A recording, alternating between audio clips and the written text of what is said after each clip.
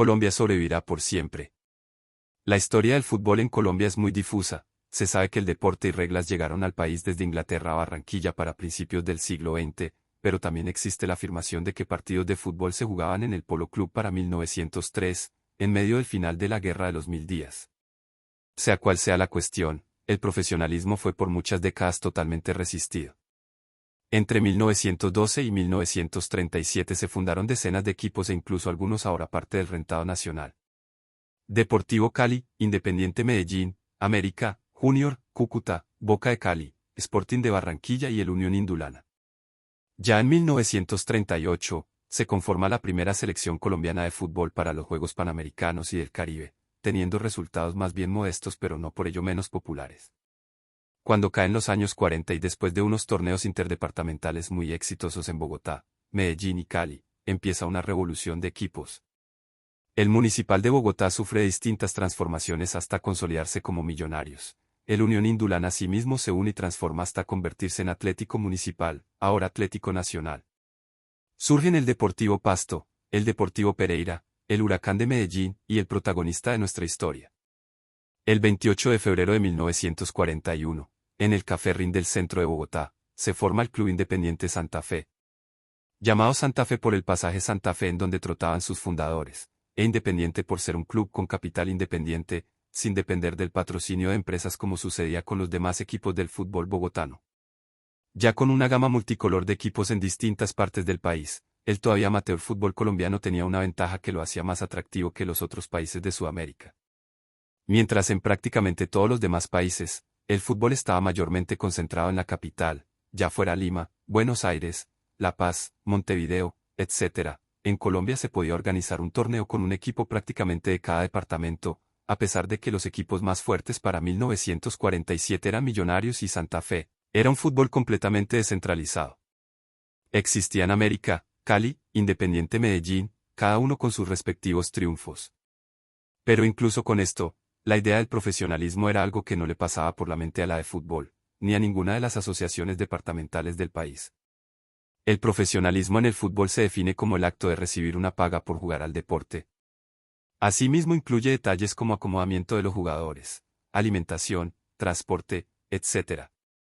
Para 1948, ya habían 5 ligas sudamericanas profesionalizadas. Argentina, Uruguay, Chile, Perú y Brasil. Entre febrero y marzo, estos países, además de Bolivia, habían disputado un torneo de campeones sudamericanos, que había llamado mucho la atención del público futbolero y que serviría como predecesor a la Copa Libertadores de América que se juega a día de hoy. Asimismo, para 1948 la situación del fútbol departamental se había hecho insostenible. Los equipos mejor formados de Colombia se habían retirado de sus torneos regionales. Santa Fe y Millonarios se habían retirado de la Asociación Deportiva de Bogotá desde 1945. A ellos se le había unido la Universidad Nacional, y sin sus mejores equipos, los campeonatos de fútbol bogotano colapsaron y se declararon desiertos. ¿Qué se podía hacer para traer el profesionalismo al país? En 1947 hubo un experimento al organizar un torneo nacional de clubes en el cual Millonarios y Santa Fe quedaban primero y segundo. Con un costo de unos moderados 30.000 pesos, se había logrado probar que un campeonato de fútbol era realizable y en cierta medida, le haría muy bien a la selección Colombia, que había tenido unas participaciones desastrosas en las Copas América de 1945 y 1947. Pero la pelota seguía en manos de la de fútbol, y estos no veían razón en no dejar las cosas como estaban. Hasta que la mano calavérica de la muerte obligaría a algo tan sencillo como el deporte a moverse al futuro. 9 de abril de 1948. El 9 de abril de 1948, Bogotá amaneció como cualquier otra ciudad que todavía no sabe que está a punto de cambiar para siempre. Jorge Eliezer Gaitán, el hombre que para millones de colombianos representaba una posibilidad distinta de país, fue asesinado en pleno centro de la capital. Lo que vino después no fue simplemente una protesta, ni siquiera una sucesión de disturbios, sino una explosión social que convirtió las calles en un escenario de destrucción, rabia y muerte. Colombia entraba en una de las páginas más oscuras de su historia, y el fútbol, inevitablemente, quedaría atrapado dentro de ella. El Bogotazo no destruyó únicamente edificios, tranvías y negocios, también destruyó la sensación de normalidad que había permitido imaginar un campeonato nacional. El centro de Bogotá ardió mientras miles de personas buscaban refugio, mientras las instituciones perdían el control y mientras una ciudad entera parecía preguntarse qué quedaba después de aquello. Ya la orden no la daba de fútbol ni alguno de los distintos presidentes de los clubes, sino que la orden la daba el gobierno nacional. Entre abril y mayo se van a jugar unos partidos para recaudar fondos para la Cruz Roja y demás entidades de salud, y después de ahí se va a formar un campeonato profesional de fútbol, les guste o no. La de fútbol todavía conservaba la autoridad formal, pero la realidad ya se había escapado de sus manos. Los clubes más importantes tenían jugadores, estadios, público y dinero suficiente para sostener una competencia nacional, mientras las asociaciones departamentales habían demostrado que ya no podían ofrecerles un escenario adecuado. El fútbol colombiano había llegado a un punto en el que detener el profesionalismo era más difícil que permitirlo. Y cuando una institución se convierte en el único obstáculo entre una sociedad y algo que ya está decidido, tarde o temprano deja de ser la institución que manda y pasa a ser simplemente la institución que observa. Así nació la necesidad de organizarlo todo con una velocidad que hasta entonces habría parecido imposible. Había que establecer quién podía jugar, cuánto cobrarían los futbolistas, cómo se repartirían los ingresos y qué clubes formarían parte de aquella primera competencia. No había tiempo para construir durante años una estructura perfecta, porque Colombia ya había esperado demasiado y el país necesitaba algo que pudiera comenzar inmediatamente. La profesionalización no llegó como una ceremonia solemne ni como el resultado de un consenso histórico, llegó como llegan algunas de las transformaciones más importantes, empujada por las circunstancias. Y mientras los dirigentes discutían, el público ya había decidido. La gente quería fútbol, los clubes querían fútbol y los jugadores querían, finalmente, poder vivir de aquello que llevaban décadas practicando por pasión. El campeonato profesional dejó de ser una posibilidad para convertirse en una obligación histórica, y la pregunta dejó de ser si iba a existir para convertirse en quien tendría el privilegio de inaugurarlo. Colombia estaba a punto de entrar oficialmente en la era del profesionalismo. El 27 de junio de 1948, en medio de una reunión extraordinaria de la de fútbol, se funda la División Mayor del fútbol colombiano conformada por 10. Santa Fe, Millonarios, Universidad Nacional, Medellín, Municipal, América, Cali, Junior, Deportes Caldas y Once Deportivo, con el fin explícito de organizar un campeonato profesional. Cada equipo tendría que poner un mínimo de 1.000 pesos para firmar su participación en el torneo, todos lograrían sin mayor problema presentar ese dinero, excepto el Independiente Santa Fe, que apenas lograría poner 500 pesos, teniendo que reunir los otros 500 prácticamente a último día mediante distintas rifas y otras actividades. De un equipo tan simpático pero pobre se esperaba poco, los favoritos para el título eran en su respectivo orden Millonarios, Cali, América y Medellín, de Santa Fe se esperaba una participación digna, pero no más allá del tercer o cuarto puesto. Y quizá precisamente por eso aquella primera temporada tendría algo de poesía. Porque mientras los demás podían mirar el profesionalismo como una inversión, Santa Fe tenía que mirarlo como una oportunidad que probablemente no volvería a presentarse. 15 de agosto de 1948, esa fue la fecha asignada para la primera fecha del campeonato profesional de fútbol. A día de hoy, los partidos suelen jugarse entre 2 de la tarde como mínimo y 9 de la noche como máximo, pero en una época sin estadios con luces artificiales, y teniendo que aprovechar lo máximo a la luz del sol, es a las 11 de la mañana que inicia la historia del deporte más largo y estable de Colombia. En primera plana, el Atlético Municipal contra la Universidad Nacional. Ante más o menos unas 5.000 personas, una cifra bastante importante para la época, y en el hipódromo de San Fernando, Municipal obtiene la primera victoria de la historia del fútbol profesional colombiano, ganándole por 2-0 a la Universidad Nacional, que por este año por lo menos, va a representar a Pereira en vez de a Bogotá. Los favoritos son favoritos por una buena razón. Millonarios debuta aplastando a Once Deportivo por 6-0. América destruye al Medellín por 4-0. Aunque sí hubo una sorpresa cuando Junior derrota a Cali por 2-0 en Barranquilla, a pesar de que no había una diferencia tan grande de niveles, que el Tiburón haya ganado al Cali daba indicios de lo que podía suceder. Mientras tanto, en Manizales, el pequeño héroe empataba 1-1 con Deportes Caldas. Fue una comedia de errores, el primer gol de la historia de Santa Fe fue un autogol, un error del defensa Sarria. Asimismo, después de ello, un gol anulado al Deportes Caldas, un penalti fallido por Santa Fe, el primer gol anulado y el primer penalti fallido de la historia del fútbol colombiano, y por último el empate 1-1 por parte del Deportes Caldas. La jornada terminaba con Millonarios como claro primero, luego América, luego Atlético Municipal, Junior de cuartas y de quintas el Santa Fe. Es curioso, pues estos 5 equipos se convertirían a futuro en los 5 más grandes de Colombia, y justo ahora, eran los que formaban la primera mitad de la tabla.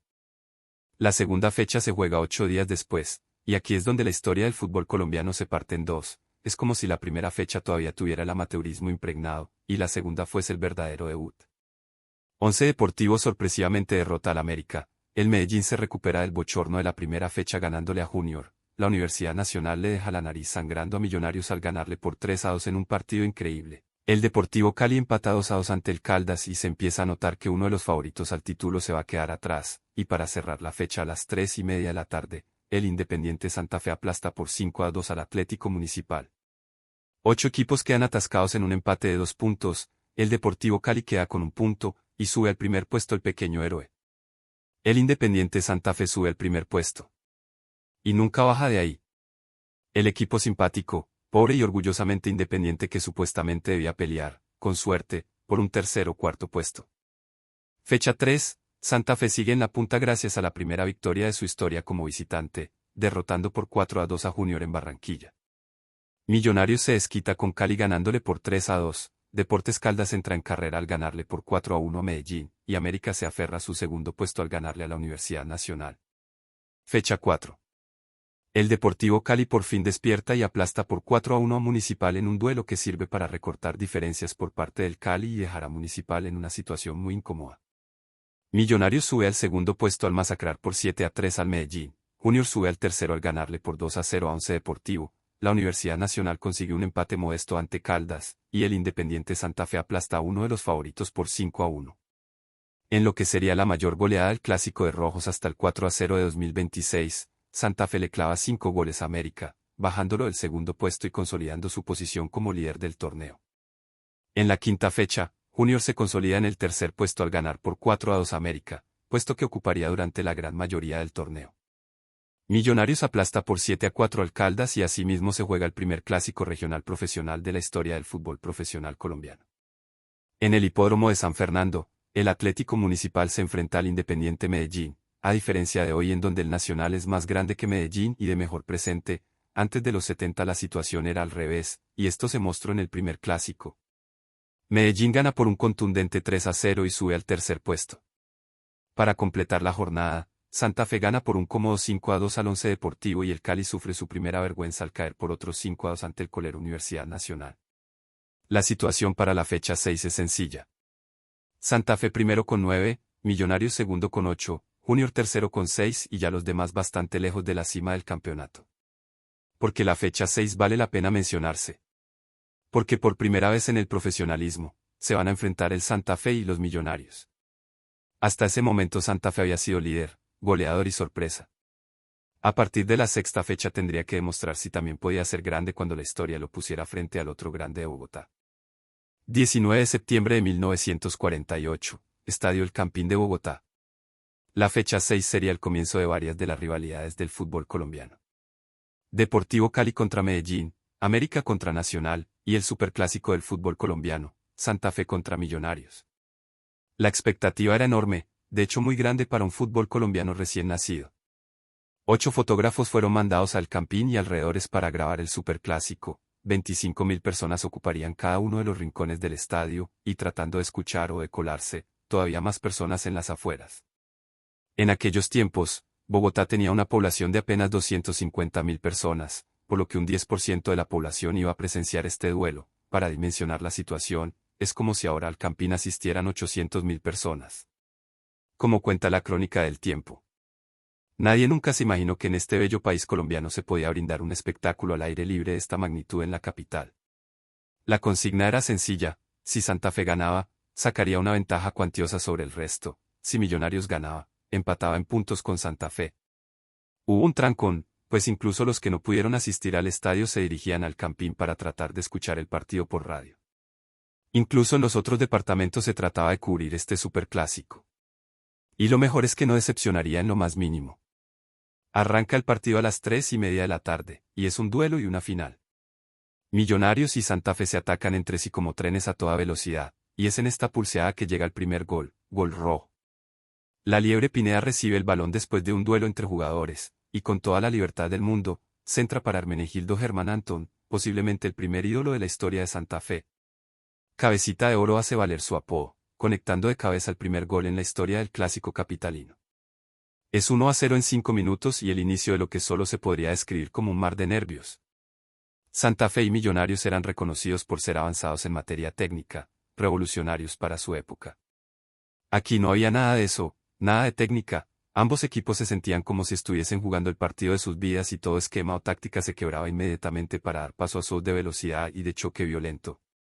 Millonarios empata por Pipiolo Rodríguez, luego se anula un gol de Santa Fe porque el arquero fue chocado en medio de la jugada, y de últimas el segundo gol de Santa Fe. Pipiolo Rodríguez remata con poca fuerza, un remate muy tibio, que en vez de convertirse en gol se convierte en contraataque, cuando Santa Fe llega al área rival y remata, termina chocando en la mano de Tomás Aves. Es penalti obvio que cobra el Perro Gámez para el 2-1 con el que se cierra el primer tiempo. Hasta los hinchas tienen que descansar en medio de este superduelo. En la tribuna occidental, la más costosa y por lo tanto la que uno espera la más distinguida y con los hinchas más bien portados, la emoción es tan grande que cantan como lo haría un barrista de las épocas de hoy. Ni siquiera los gentlemen de traje aguantan el estallido de sus corazones. Arranca el segundo tiempo y Humberto Vargas pone el 2-2 casi que inmediatamente aprovechando una mala salida del arquero Gaviria.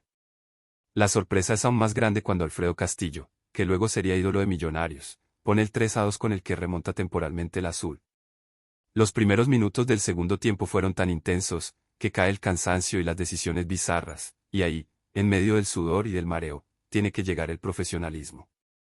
Jesús María Lires López, español que había llegado a Santa Fe pocos meses antes del inicio del torneo, es el que se encarga de poner la tarde de Bogotá roja. Con velocidad, Lires empata inmediatamente y ahora es 3-3. Luego, alrededor del minuto 70, el cuarto, una mano innecesaria de Millonarios a unos 30 metros del área. Es tiro libre aunque la distancia es más bien incómoda para un gran tiro. Se espera entonces una jugada preparada o a lo mucho un centro para desmantelar la defensa rival. Pero todos están muy nerviosos y muy cansados para eso. A 30 metros, Lires López respira, y conecta un puntazo que no se le va a olvidar a nadie que logró verlo. El Campín estalla y pierde toda cordura de manera espectacular, tanto que el quinto y último gol pasa de manera más bien desapercibida. Independiente Santa Fe 5, Millonarios 3, y el primer clásico capitalino de la historia profesional es rojo.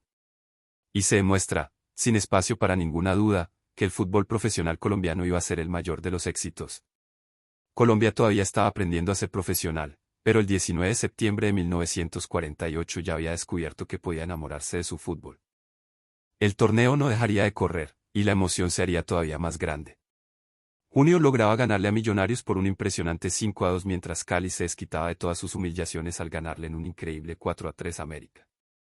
Santa Fe le ganaba 6-3 a la Universidad Nacional y con eso alcanzaba la diferencia más grande de puntos que podría lograr en todo el torneo. Para el final de la fecha 6, Santa Fe le sacaba 5 puntos a Millonarios y Junior, y 6 al Deportes Caldas que había perdido con Municipal. Después de ahí, las cosas se tornarían un poco más complejas. En la fecha 7, Santa Fe sufría la primera derrota de su historia al caer por 2-0 ante Medellín. Municipal le ganaba por un espectacular 4-3 a Millonarios en el primer clásico nacional Millonarios mientras Junior le ganaba a la Universidad Nacional y América hacía lo mismo con Deportes Caldas. En un momento de debilidad, Millonarios bajaba hasta el cuarto mientras Junior y América empezaban a recortar ventajas sobre Santa Fe. Para cerrar la primera mitad del torneo, un empate 3-3 entre Santa Fe y Cali, otro empate pero 1-1 entre Municipal y Junior. América aplasta 4-0 a Millonarios y lo deja prácticamente afuera de la carrera por el título a pesar de su enorme favoritismo. Deportes Caldas gana el clásico caldense por 5-3 ante el Once Deportivo y el Medellín gana por 2-1 ante la Universidad Nacional. La tabla entonces quedaba de la siguiente manera. Santa Fe primero con 14 puntos, Junior segundo con 11, empate entre América, Cali y Municipal con 9, y ya completamente arruinado, Millonarios con los mismos 8 de antes del clásico. Era impresionante lo marcada que había sido la derrota en el clásico para Millonarios. Había arruinado su espíritu y lo había relegado a tomar un rol secundario en este 1948. El gran favorito tendría que ver cómo Santa Fe tomaba su rol como el representante del fútbol bogotano.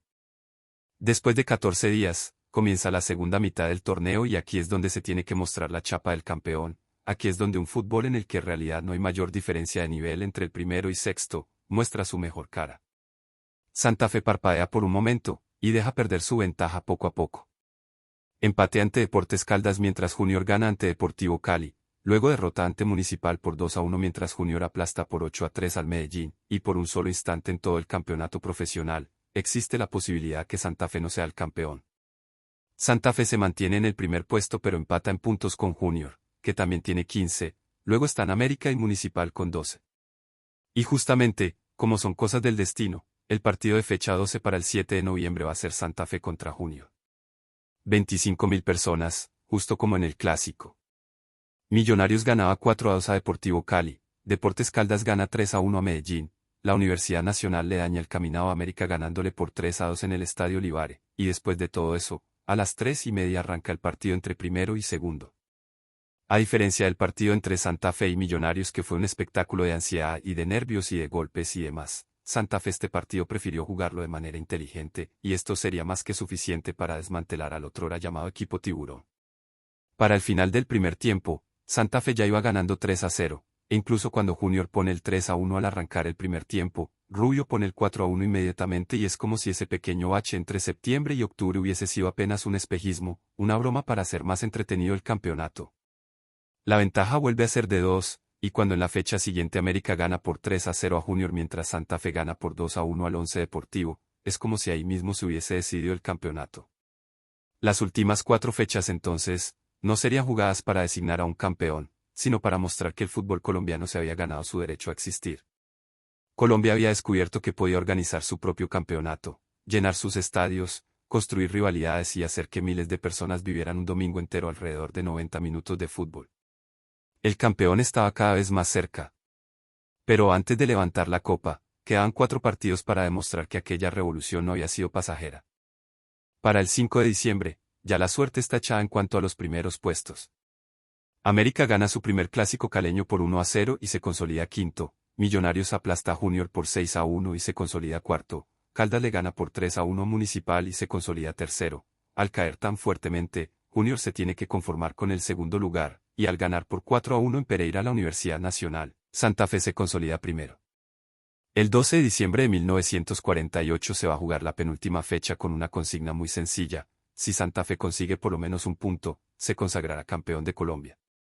Pero antes de ese partido, la vida sigue, el fútbol sigue, pues este deporte es popular porque no importa si las chances están perdidas, mientras se pueda disfrutar de aunque sea una victoria con la gente a la que uno ama. Municipal empata 2-2 con Millonarios. América desmantela a Caldas por 5-1. Junior aplasta a la Universidad Nacional por 4-0. El Once Deportivo le gana al Cali por 3-1, y ya solo queda esperar que Santa Fe juegue contra Medellín en el Campín. Y hay que detenerse a pensar por un momento en todo lo vivido. Unos meses atrás no existía un campeonato profesional colombiano. No existían estadísticas que comparar, clásicos profesionales que disputar ni una tabla nacional que mirar cada domingo. Existían clubes dispersos, asociaciones que no querían abandonar el amateurismo, jugadores que todavía no podían vivir plenamente de su profesión y dirigentes que no sabían si aquella aventura realmente tenía futuro. Y ahora había miles de personas esperando un campeón. El fútbol colombiano había nacido, en buena medida, porque un país atravesó una tragedia y decidió seguir viviendo. Y quizá por eso aquel campeonato significaba algo más que 11 hombres contra otros 11.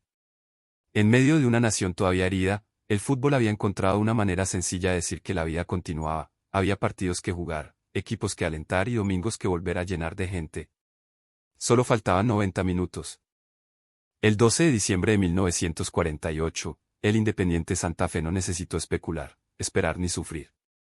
Necesitaba un punto para ser campeón, pero decidió conseguirlo de la manera más contundente posible. Frente a Medellín, en un campín completamente entregado a su equipo, el pequeño héroe de agosto terminó convertido en gigante, 6 goles, 0 para el rival y una ciudad entera celebrando el primer campeonato profesional de Colombia. No hubo una definición agónica, ni un gol en el último minuto, ni una carambola que decidiera el título. Hubo 6 goles.